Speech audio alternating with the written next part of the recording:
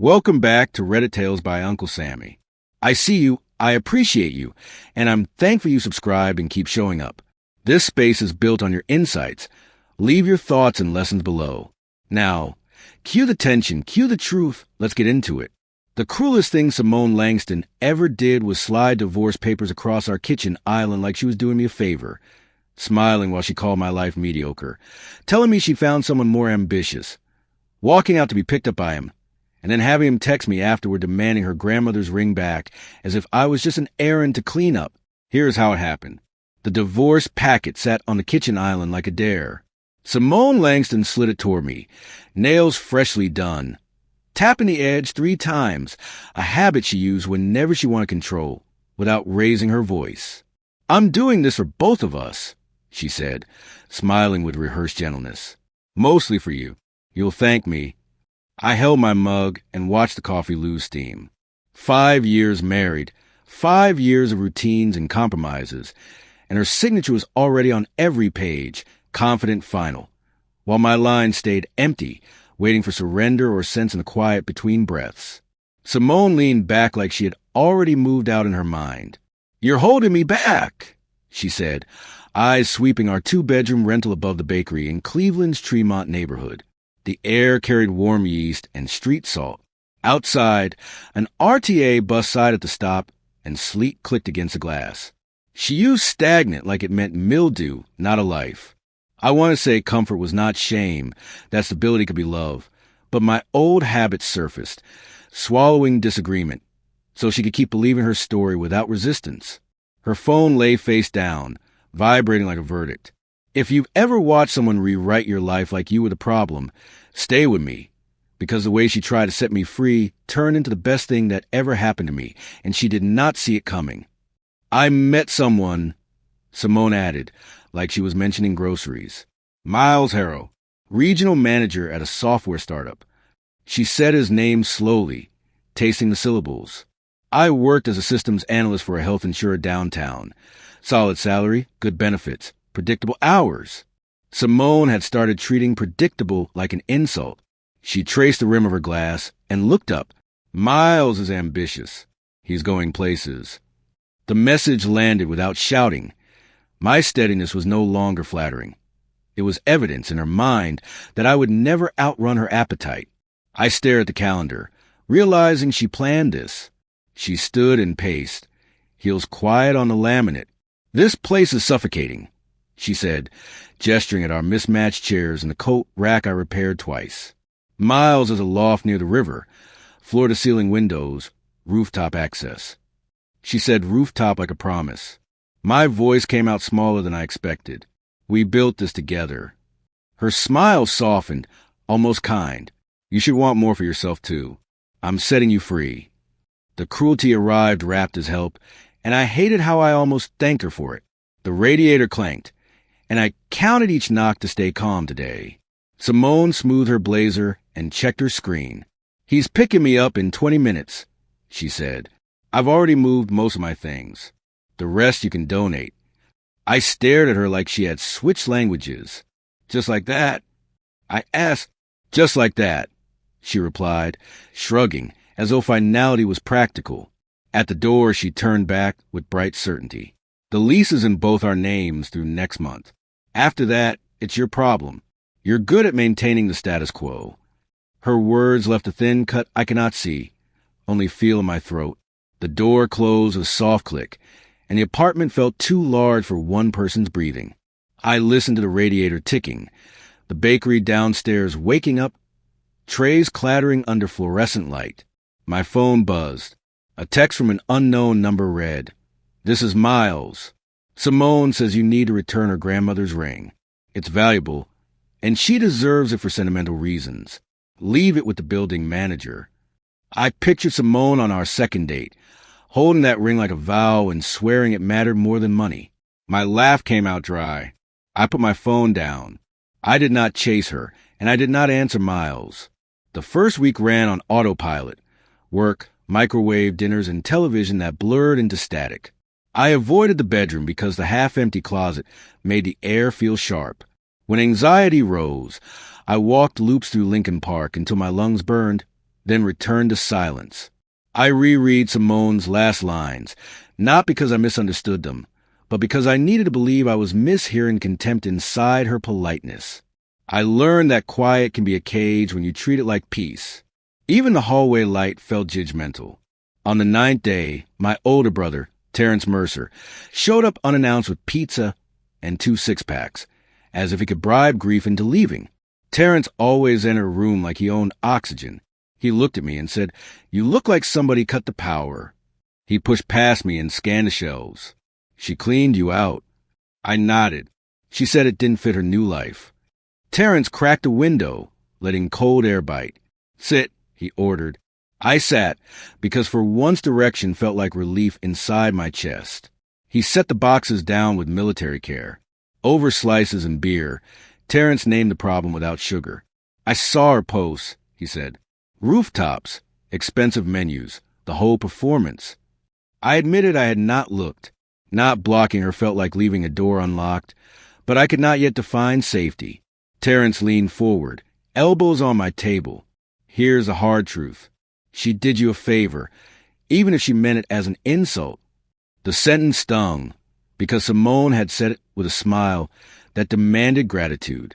I stared at the grease spot on the box and felt my jaw tighten for days. Terrence reminded me of the quiet veto Simone had practiced. The senior role I mentioned in Seattle, dismissed as your ego talking. The certification course I wanted, labeled wasteful because she had a boutique concept that never left a notebook. On the weekends I gave up because she preferred brunch photos under neon signs. Terrence tapped his knuckles on the table. "She doesn't want to build," he said. "She wants the appearance of a building." I wanted to defend her out of reflex, but my silence suddenly felt less like loyalty and more like fear-wearing manners. That realization sat heavy overnight. The next morning, head aching, I opened the certification program I had bookmarked for months. The fee was $3,000, money I would have argued about before. My thumb hovered over the payment button long enough for doubt to rise like heat. Then I clicked submit. It was not bravery. It was defiance against my hesitation. At work that Monday, I volunteered for a security overhaul everyone avoided, an audit for a hospital network with brutal deadlines. My manager blinked. "You're sure?" I answered, "Yes, and I'll own it." I joined Terrence's gym that same week, a converted warehouse in Ohio City, where the air smelled like rubber mats and citrus cleaner. The coach, Mariah Keene, ran small groups and enforced consistency with a whistle and a warm laugh that made people return. Her rule was simple. Show up tired, show up upset, but show up. In the evenings, I replaced television with meal prep and playlists, chopping vegetables to old jazz. When anxiety hit, I wrote 3 plain lines in a notebook, no poetry, just truth. I was building habits because feelings were unreliable constructors in my hands. Within 3 weeks, I knew more names than I had in the past year. Nolan Price, a high school teacher separating from his spouse, wore sarcasm like armor and quoted movies at the worst times. Renee Holloway, a nurse with 3 kids, laughed loudly and refused pity.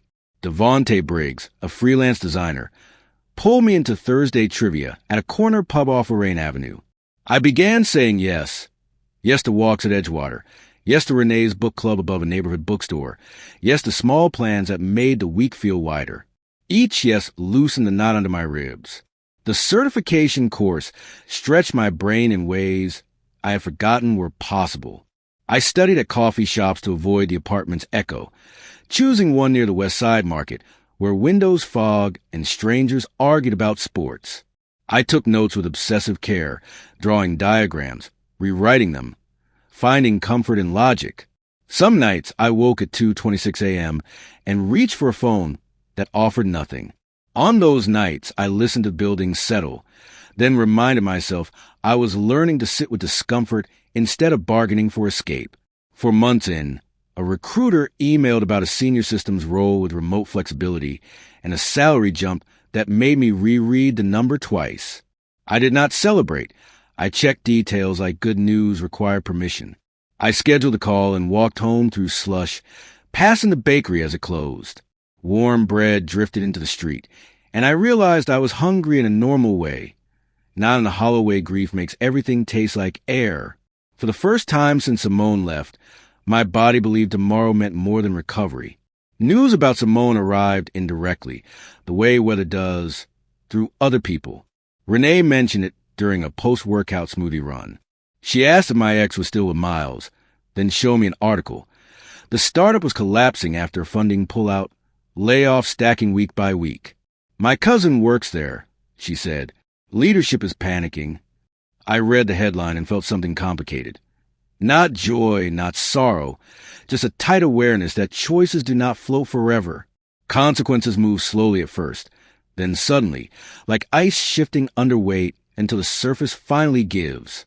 A few weeks later, Terrence called with gossip delivered like a weather report. Miles left her, he said. When his job started falling apart, she wasn't supportive. He told people she used ambition like a weapon. I listened, surprised by how little satisfaction I felt. Karma did not arrive with music. It arrived with bills and uncomfortable conversations. I kept going to gym, kept showing up at work, kept letting my life fill with things that did not require Simone's approval.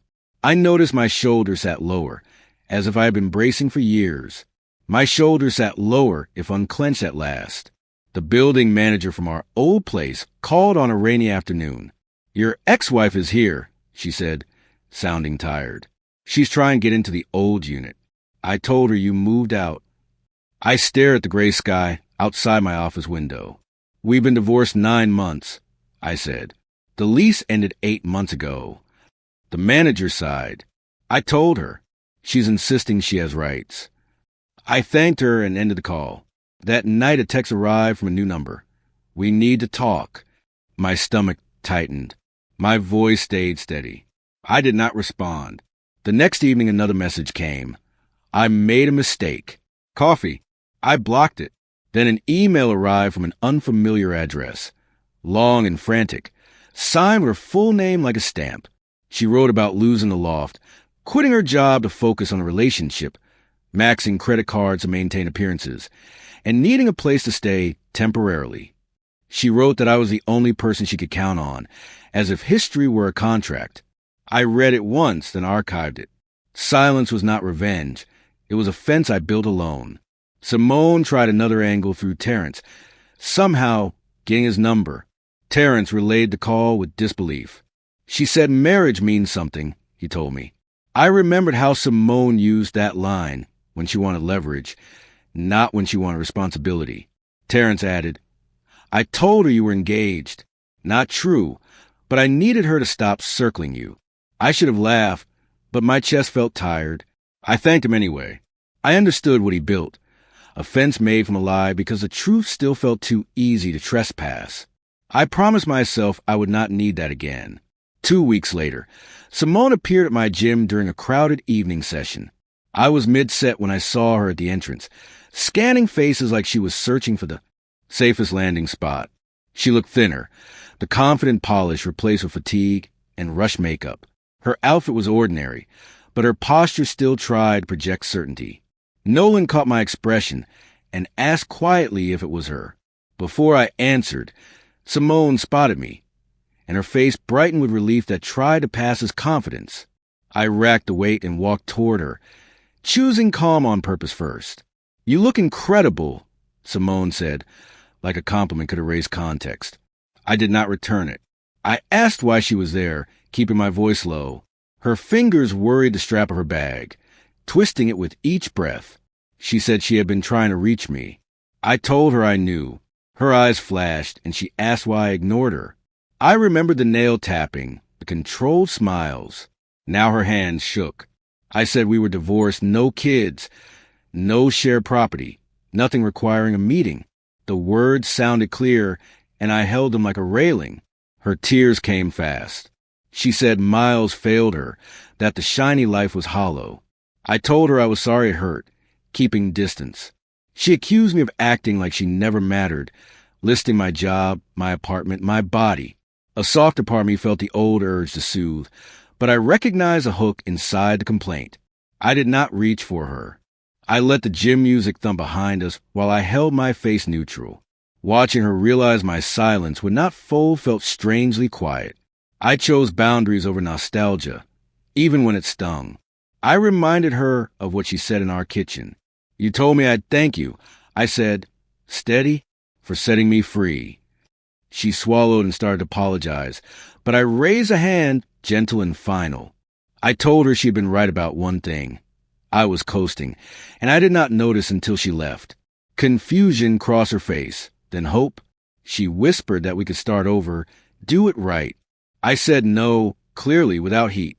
The hope in her eyes flickered, then collapsed into anger, and I refused to explain away the rejection. She demanded to know what I meant, so I guided her toward a bench near the lockers, away from curious eyes. I told her that when she left I cycled through anger, sadness, numbness, and then an unsettling relief I did not want to admit. She repeated relief like it injured her. I explained it was a relief from justifying every choice and from my evenings no longer being audited. I admitted my own fault. I stayed quiet for years because I confused conflict with failure, and I thought silence was love. That mistake made me smaller than I should be. Simone pressed her lips together, searching for an opening. She said I was punishing her, that she was struggling while I was thriving. I told her I was not punishing anyone. I was not rescuing her. Her shoulders slumped and she admitted she had nowhere to go, her cards maxed, deposits out of reach, her parents unable to help.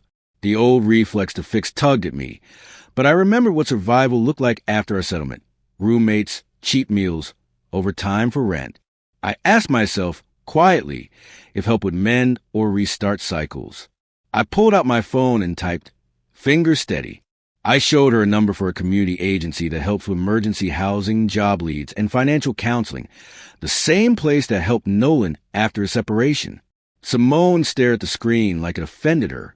She asked if that was all. I said it was what I could offer. She whispered that we were truly finished. I told her we had been finished for a long time. She searched my face with a man who used a bend. She could not find him, so she walked out without copying the number. After the session, Nolan asked if I was okay. I said yes and meant it. That night Terrence called, amused and proud, and I described the tears, the request, the number, and my refusal. Terrence exhaled like he had been holding breath for months. He said it took backbone. Later I stared at my kitchen table, now clean, no papers, no threats. I admitted I thought it would hurt more. Terrence said, "You already shattered. You rebuilt with better materials." I believed him. I washed the dishes slowly, letting the water run, practicing a calm I once borrowed from her. Months passed without new messages, and I did not miss them. Work found a rhythm. I managed projects, solved stubborn problems, and logged off without dread. On Saturdays, I shopped at a farmer's market near Shaker Square, learning which vendor sold the best apples and which slipped extra herbs into my bag. I kept my notebook habit, writing truths when my thoughts spun. I also owned my failures, ignoring red flags, mistaking endurance of love, staying silent to avoid conflict because I feared being seen as difficult. Those confessions did not shame me. They clarified me, and clarity felt like air. In October, I met Devontae and Renee at a coffee shop in Detroit Shoreway to work on a small consulting side project. Laptops covered the table. Cords tangled. Iced coffee sweated on the napkins. We laughed about a client's impossible request and argued over a fix, the kind of disagreement that stayed respectful. When I went to refill my cup, I noticed Simone across the room, alone, hunched over a scuffed laptop. She looked up and our eyes met. I nodded, polite and distant. She did not approach. As I passed, I saw job applications open in tabs. She was trying. A month later, Terrence forwarded me a post Simone wrote. She had landed an entry-level role at a small marketing firm near Columbus and looked healthier in the photo, less performed. Her caption was simple. Starting over is not failure. It is courage. I stared at the words longer than I planned. I did not read them as a plea. I read them as evidence of a lesson learned. I tapped like and closed the app. It was not romance or reconciliation, only acknowledgement. Sometimes kindness is recognizing effort without reopening a door you already closed. Winter returned with hard wind and early darkness. I traveled to a conference in Pittsburgh for work, And on the second day, I met Kiera Bell, a cybersecurity consultant with a quick laugh and direct questions. She disagreed with me about an encryption standard, then explained her reasoning without trying to win. I appreciated that. We talked again after the keynote, then over dinner near Market Square, where the soup tasted homemade. On our third meeting, I told her, I'm not interested in impressing. I'm interested in reality. She smiled and said student loans kept her honest. I liked that. Kiera and I moved slowly, not from fear, but from respect for rebuilding. We traded routines before romance. She called during late drives back to Cleveland, hands-free, and told me what she was reading. I told her about Mariah's Rule and how it taught me consistency. Kiera teased me about meal prep containers lined up like a lab experiment. I teased her about checking door locks twice. We disagreed, but we did not weaponize it. I noticed how strange it felt to speak openly without preparing for blame or defense. I felt my shoulders relax mid-sentence, which never happened before. I didn't expect that calm after a fight. Nearly a year after the divorce finalized, I received a message from an unknown number and almost deleted it. Something made me open it. Simone wrote that she got promoted, found a therapist, and was learning why she chased things that did not matter. She thanked me for not rescuing her, saying she needed to learn to rescue herself. I read it twice, then set my phone down and breathed. The old part of me wanted a perfect response. The newer part understood closure did not need polish. I replied, I'm glad you're doing better. Take care of yourself. Short and honest. Later that night, in the apartment I chose and furnished with my taste, I replayed Simone's speech without bitterness. She had said I would thank her, meaning dismissal, proof she had outgrown me.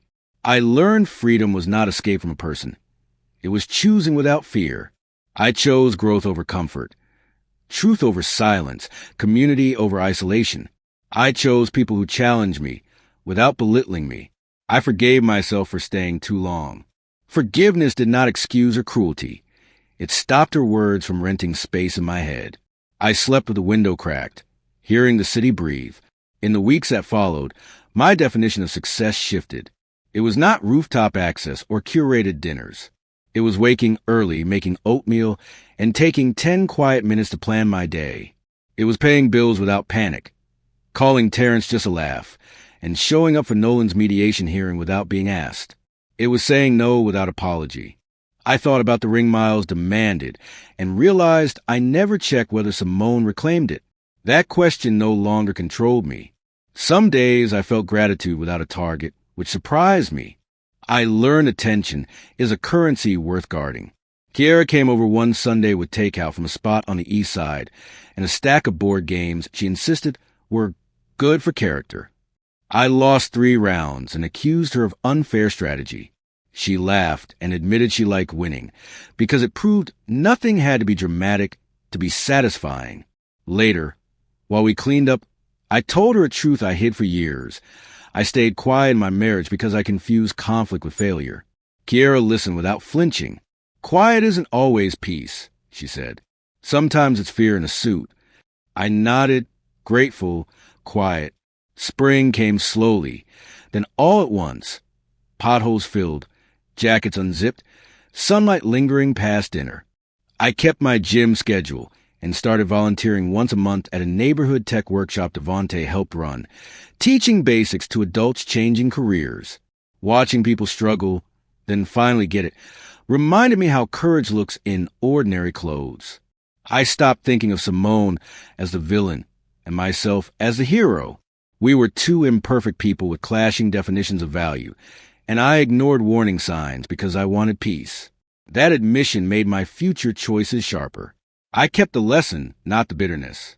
One afternoon, while Kiera and I walked along the Lake Erie's shoreline, my phone buzzed with a reminder for my certification renewal. A year ago, that alert would have felt like pressure. Now it felt like continuity. Kiera squeezed my hand and asked if I ever thought about going back. I looked out at the water, gray-blue under a thin sun, and answered without drama. I think about what I tolerated, I told her, and I do not miss it. Kiera nodded, understanding the difference between reflection and longing. Wind lifted her hair, and I felt present right there then. That night, I opened my notebook and wrote one sentence. I do not confuse being chosen with being valued. I remembered Simone's final kitchen smile and how she expected gratitude to sound like surrender. I did feel thankful, but not in her direction. I was thankful for Terrence's love, for Mariah's consistency, for friends who kept showing up, for work that challenged me, for Kiera's honesty, and for the version of me that stopped asking permission to grow. My phone buzzed with Kiera's text. "Still awake?" I smiled and called her. Her voice arrived and freedom looked ordinary. If this hits close to home, share it with someone who needs a reminder that silence can be strength, and walking away can be the cleanest comeback. And if you want more real, grounded stories where respect matters and consequences unfold, check the next video on your screen. The end.